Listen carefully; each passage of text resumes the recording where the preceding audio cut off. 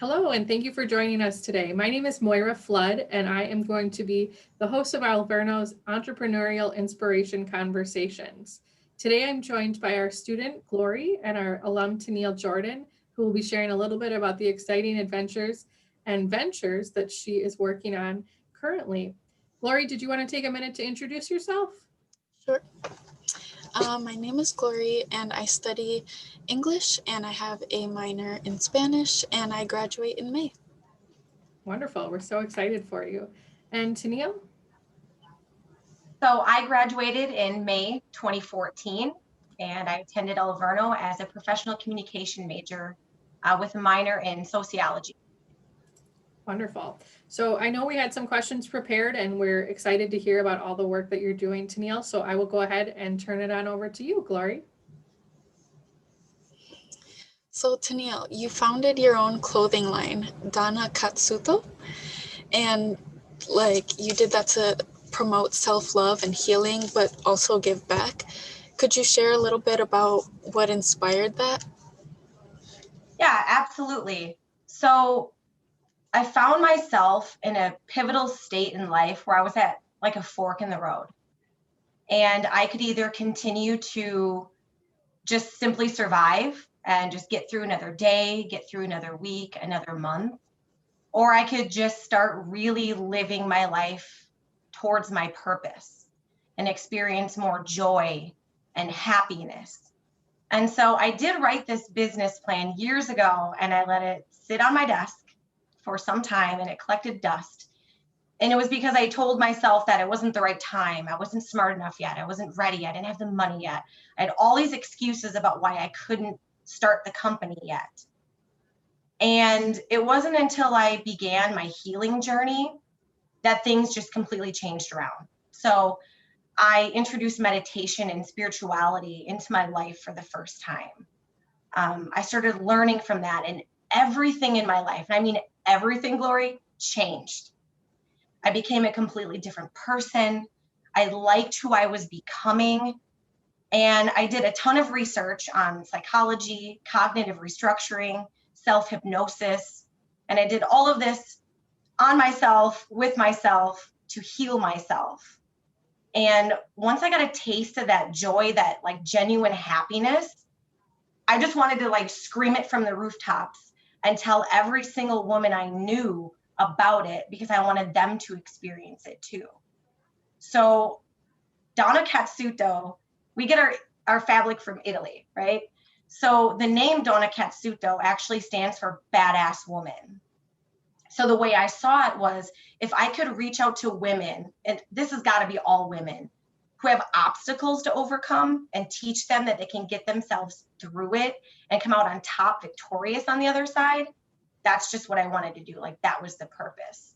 So that was really what inspired me starting up this company. Wow, I feel like you're talking to me. Like, I needed that. Do it. In addition to supporting causes dedicated to domestic violence survivors, you are also a public speaker. What types of messages are most important for you to share? So I think it was important to note that because of some traumatic experiences I had growing up as a child, it led me to have unhealthy relationships, including romantic relationships as an adult. So not only did I survive mental and emotional and physical abuse as a child, I also experienced that as an adult. And so I sort of made the decision that I was going to turn my pain into power and be able to just give back to others, because I knew if I shared my story and I just explained everything and I connected with other women, maybe just going through that, I could help protect them. I could save them. I could teach them what they need to know now, as to prevent them from making mistakes that I made in the future. So I think the most important message that I like to share when I speak is that you're not alone. There are so many other women out there fighting things that they don't talk about. It could be illnesses, could be domestic violence situations, could be even mental illness. single motherhood, just trying to get through college, there's all these things that women have to overcome, and we don't do it alone. So I feel like if someone sort of raises their hand and starts speaking, then another woman will stand up and speak, and another woman will stand up and speak. And then before you know it, we've created a community of women helping other women. So it's really the basis of all that. And that's the message I like to promote, is we're all in this together.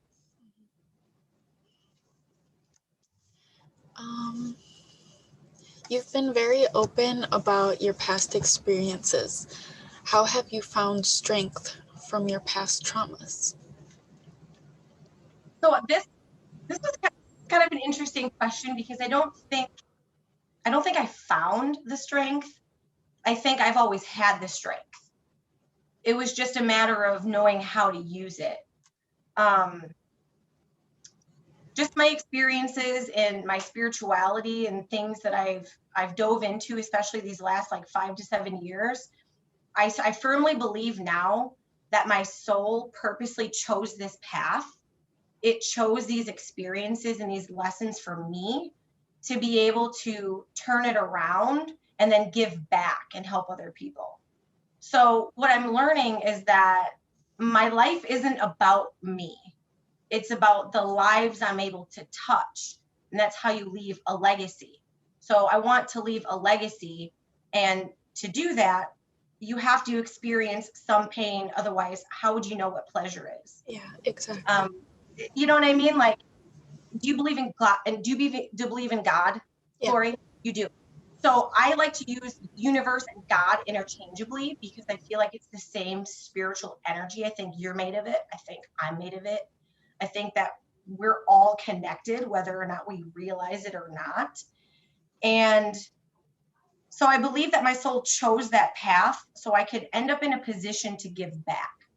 And I'm just now getting to that point where I'm in a position to give back to others. So I've able to I just cultivated it and I just did it. Like, it wasn't easy, but you just do it because you know it's going to help other people, So yeah, that's where that comes from. When considering the leap into entrepreneurship, what challenges did you face? Like a ton.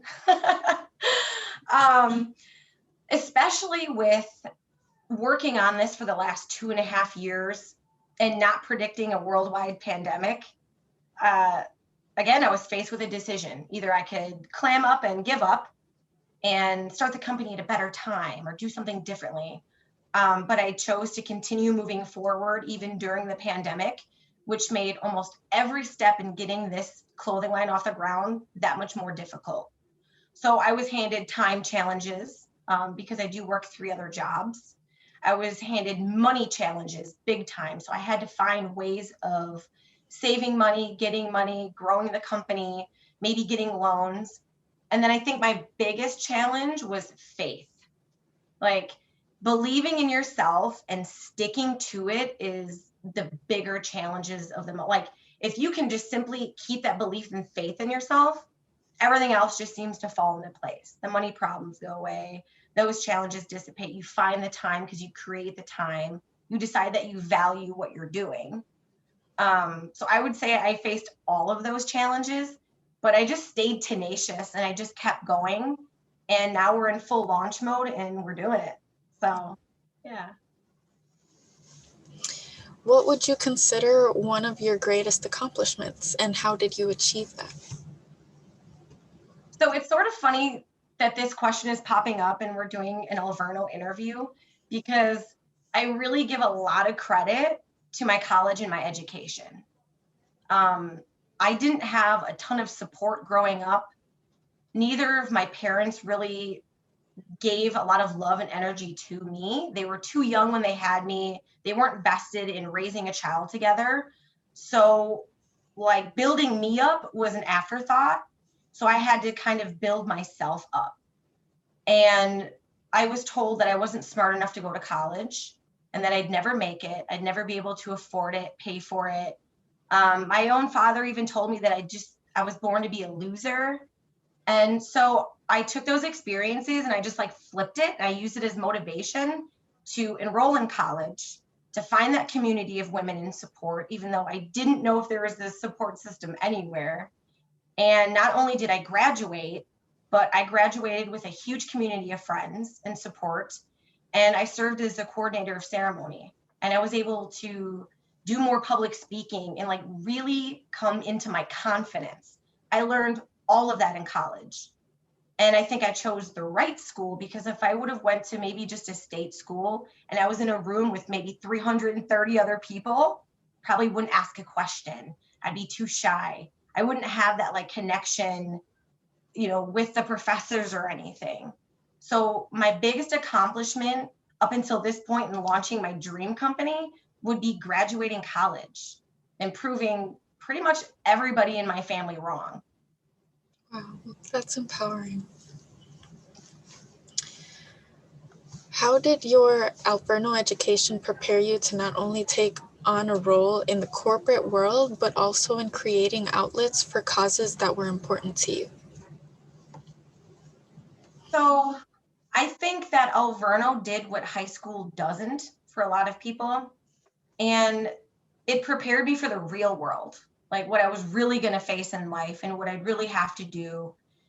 And I worked with a lot of diverse groups of people and diverse thinkers at Alverno, and that was like really new to me. But I use that every day now in the corporate world, because now when I attend meetings or take calls, I know how to use like the 8 abilities in that interaction. I know how to communicate with that person more effectively. I try to understand them. Alverno taught me how to think critically. And that was one of the bigger, most important points I think that I got from school, is I was able to ask questions and ask myself, why do I think that way? Why do I believe that way? And then I pinpoint where that came from and develop my own thought pattern and my own analysis, and then come to my own conclusions. And thinking for myself before then just wasn't a thing. So it helped like blossom me into this like person that I am now. It was always there. It was just untapped until I went to school at Alverno. Yeah, I agree. I can relate to that. I'm so glad that you get that too. There's something about that Alverno camaraderie. Even when I deal with business with people, I know when I'm speaking to an Alverno woman and when I'm not speaking to an Alverno woman, because when I work with other alums, like we have this certain understanding of communicating and understanding and working together that it just gets done. Like, it's just awesome. What advice would you offer someone who is looking for a way to turn their passions into a business? I would say do an experiment. I would say do this as an exercise for anyone that's listening to this now. Write down 10 things that light you up, that fire you up, that get you excited, and that make you feel good. Like, so I would even go to experiences where like you've been on a vacation and maybe you went ziplining or something and you got that like adrenaline rush and you felt happy and excited. Like, follow those feelings and figure out what gives you those kinds of feelings that make you feel awesome and good and powerful and strong, and follow it. Worry about the money later, because if that's going to be the excuse every time of how am I going to financially take care of myself, and starting a business is all coming down to numbers and money, like, it's not. It comes down to finding the passion. That's why I have the remember your why. So if you come back to your why consistently, the business will follow, the community will follow, and eventually you'll make money. Like, I've been able to attract money from sources completely unexpected from simply just following the passion. I figured out that I was passionate about helping other women. I was passionate about fitness and clothing. And so I took all of those things and I stuck them together like, hey, clothing line, let's see what happens. And turns out it was the right thing. It was the perfect thing. And it lights me up. It gives me joy. So my advice would be find out what that is, pick out 10 things, and then figure out what's the commonality. Figure out if you're an English major. Are there a lot of interests that you have that are related to that? How can you turn that into a career? How can you monetize it? What do you want to spend your day doing when you wake up every single day? How do you want that life to look like? You just picture it And then you just do it. You just simply start doing it. Like Nike kind of had it right. You're like, you just do it. Just do it. Yeah. And it falls into place, Glory. It really, really does. Nice. I honestly really needed to hear that. You have no idea. I appreciate you. We definitely have to connect even after this and stay connected. Yeah, that'd be great. Was there a person or persons who inspired you to answer the call to service? Did you have any mentors or a support system when deciding to start a business? So I think, while my story may not be entirely unique, I think this experience was unique because I didn't have initial support.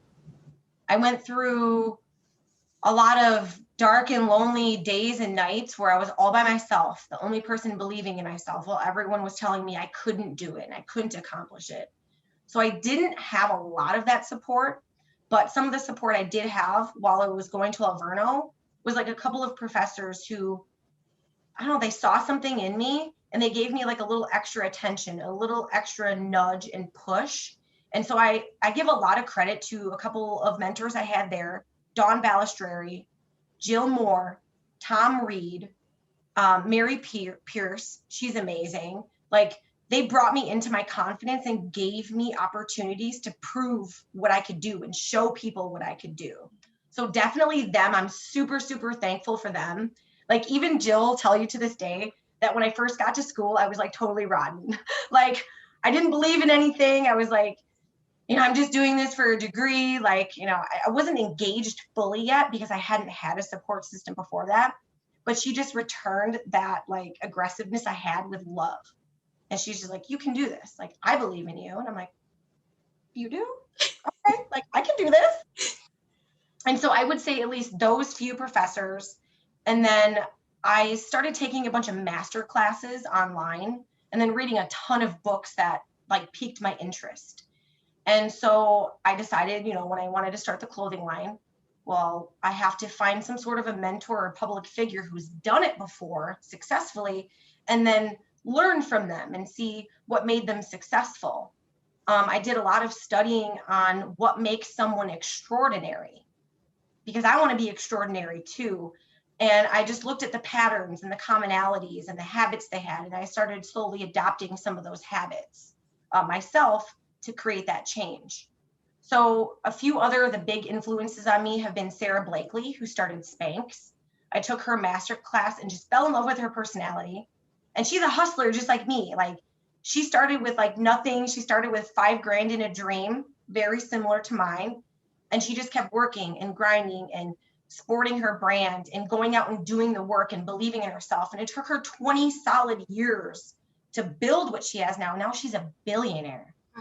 Like, her story is incredible. So Sarah Blakely, big time. Vishen Lakhiani, who I follow their Mind Valley programs, a lot of meditation programs and stuff. And I read his book, The Code of the Extraordinary Mind, and Buddha and the Badass. Really great books. They inspired me so much, especially when starting to build this company. And then Damon John, who started FUBU. He started a clothing line amidst like chaos in the social environment.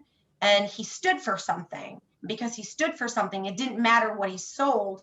People bought into the community and the purpose of it. And he was able to launch FUBU and then his career as a motivational speaker and coach. So I give all those people like a ton of credit, because that's really what it is collecting information and adopting habits from other successful people, and just be willing to learn from that. And even sometimes just create your own mentorship. So yeah, like, getting a mentor is super, super important. In fact, just this last week, I hired a business coach. I was like, swipe it, just swipe the card, but I believe in you and I know I can do this, I know she's going to get me to that next level. Sometimes you just got to like, just go for it. And if you feel like your intuition trusts it, you're usually right. Because the intuition is God like speaking to you, through you, for you, through your intuition. Yeah. What brings you the most joy as it relates to your work? Probably seeing people light up, just like how you and I did when we first started chatting today. Today's the first day we met each other, and we're like, hey, we have to stay connected now because we value the same stuff. Maybe we have similar backgrounds. It's that connection that lights me up. And then separate from my public speaking role, my corporate role, and the clothing line, I also am a personal trainer. I was a professional kickboxer and trainer for like over 12 years now. And what gets me pumped up is having beginner boxers come in and experience that first like punch to the bag where they're like, I feel powerful, I feel strong, I feel happy, I feel like I could tackle anything. That's awesome. It's that interaction that's, yes, this is why I do what I do, to inspire you. That gives me energy. That's so cool. What is the best advice that you have ever received? And what is the best piece of advice that you'd give? So you're probably not going to believe this, but the best piece of advice was actually a comment from an ex-boyfriend as we were breaking up. Like, I know that's the weirdest place to get solid advice, but what he said resonated with me and it stuck with me. And what he said to me was, a lady always holds her composure. And before all of that, and up until that point, I used to be just like a firecracker. Like when negativity would come to me, I would just let it overtake me entirely. And I would react in ways that I wasn't proud of. And so when he said that, I made it my mission to learn to control my emotions, to identify them, to figure out why I feel the way I feel, and then start responding differently so I can start attracting differently. I didn't want to put out any more negative when I was just getting negative back. I wanted to put out positivity so I could see the positivity come back around. So he gave me good advice when he said a lady always holds her composure, because I wanted that. Like when I heard that sentence, I imagined like Rihanna sitting on her, her queen chair with her crown on, just relaxed. Nothing bothers her. There's no drama. There's just peace, happiness, and confidence, and grace and gratitude. Like that's what my life is about right now, just grace and gratitude. So the advice I would give then would simply be fall in love with yourself, because when you truly fall in love with yourself, you love God. And when you love God, you love all other people, all other things, because you know that we're connected. You can't really truly love another person or another thing or take on a project if you don't really love yourself and you're not connected within. So everything always starts within, because then it creates a positive mindset. And then what you can accomplish is endless. You can do whatever it is that you want. The only difference between perhaps a regular person living maybe what they would consider to be a mundane life and someone who's extraordinary and famous and changes the world and becomes a billionaire is simply the choice to do so. It's like a mindfulness thing. It's you set your mind on that, you say you are going to do it, and then you just simply achieve it. And if I could just share a little side story, because I'm kind of a tangent kind of person. The first time this ever happened to me, Glory, I was entering in a dance competition that was like way out of my league. Like no one thought I was going to win this dance competition or that I'd even place. And I walked up to my instructor and I said, I'm going to win this thing. And he's like, okay, like no confidence, right? So I practiced. Came the week after, won first place in the whole thing. Nice. I won it. And I was like, and I never won like anything in my whole life, like barely even a scratch ticket, like never won anything. But that's when I knew that my mindset had to have been the cause of the win. It was, I decided I'm going to win, and I believed it, and then I did it. So like, I just want to see like all other women do that, especially the women that are going to Alverno or thinking about going to Alverno. Like you can literally live any life that you choose to and that you desire. You just have to make the choice to do it, and then just take small actionable steps. That's it. Yeah. So I guess that brings us to our last question. What does it mean to you to be Alverno Strong? I love this. Alverno Strong is its own kind of strong. And it really coincides with what I'm doing with Donna Cazzuto. And is like the inspiration behind it. Alberto Strong means, as a woman, no matter what obstacles are placed in your way, you handle it with grace and gratitude, and you surpass all of the expectations that you have to truly know that you're capable of absolutely anything. Like that to me is Alverno Strong, is just move those obstacles like they're marshmallows. Just go. Nice. That was great. I'm so happy that you two were able to connect, and it sounds like a future connection is in the works. So that's Absolutely. wonderful. Thank you both so much for taking the time to speak with us today and speak with each other. And I'm so glad that we were able to hear your story, Taneal, and we're excited to continue to watch your growth. And Glory, of course, we're excited for your graduation soon. Yeah, you go, girl. So, thank you both so much for taking the time to do this today. We're so appreciative. Thank you, and I appreciate you reaching out to me. I'd like to stay connected with both of you. Future projects coming up,